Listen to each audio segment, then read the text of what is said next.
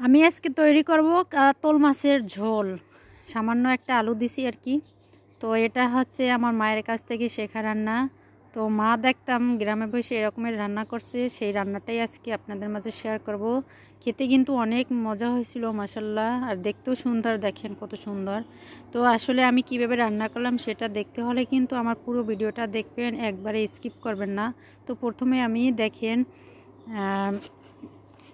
মাছটা ভেজে নিচ্ছি। তো এখানে আমি 4 পিস মাছ ভাজতেছি, বেশি না, আমরা তো লোক 2 জন যেহেতু, এ কারণে আর কি 4 পিস মাছ বোনা করতেছি। ঝোল ঝোল রান্না করবো আর কি। এটা ঝোল খেতে কিন্তু অসম্ভব মজা হয়। তো মাছ ভাজার পরে এরপরে আমি হচ্ছে পেঁয়াজ দিয়ে দিছি। পেঁয়াজের সাথে একটু লবণ দিলে তাড়াতাড়ি কিন্তু ভাজা হয় এবং নরমও হয়। এরপর দিয়ে দিচ্ছি আদা রসুন বাটা।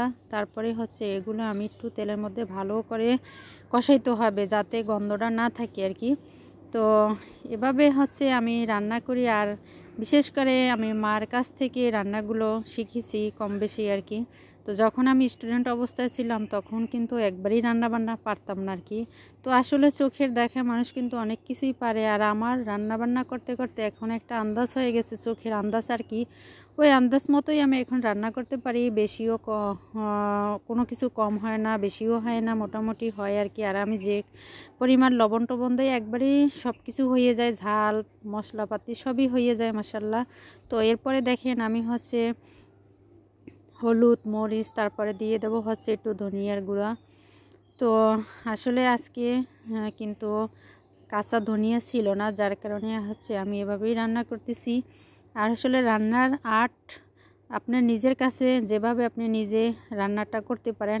আর বিশেষ করে হচ্ছে মশলা কষানোর উপরে কিন্তু রান্নার স্বাদ নির্ভর করে। মশলাটা যত ভালোভাবে কষানো যায়, যত ভালোভাবে আপনার তৈলের উপরে ভেসে ওঠে, অত কিন্তু মশলা বোঝা যায় যে কষানো হয়েছে আর কি, এরকমের। তো আসলে এটা আমি হচ্ছে দেখেছি আমার মার কাছ থেকে, যে মা কিভাবে রান্না করে, আর আমার মায়ের হাতের রান্নাও কিন্তু খেতে অসম্ভব মজা। তো এরপরে দেখেন আমি ধৈর্য নিয়ে তারপরে হচ্ছে এই যে মশলাটা কিন্তু কষাইছি, 3 পর্বে নিয়ে মশলাটা কষিয়েছি। তারপরে দেখেন এবার আমি হচ্ছে মাছ আর আলুগুলোও একটু তেলে ভেজে নিয়েছি কিন্তু।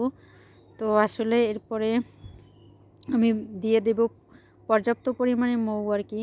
তো আমি এখানে একটু মৌ বেশি দিয়েছি, কারণ হচ্ছে যেহেতু আমি একটু ঝোল ঝোল রান্না করব, এ কারণে হচ্ছে পানির পরিমাণটাও বেশি দিতে হবে আর কি মোটামুটি।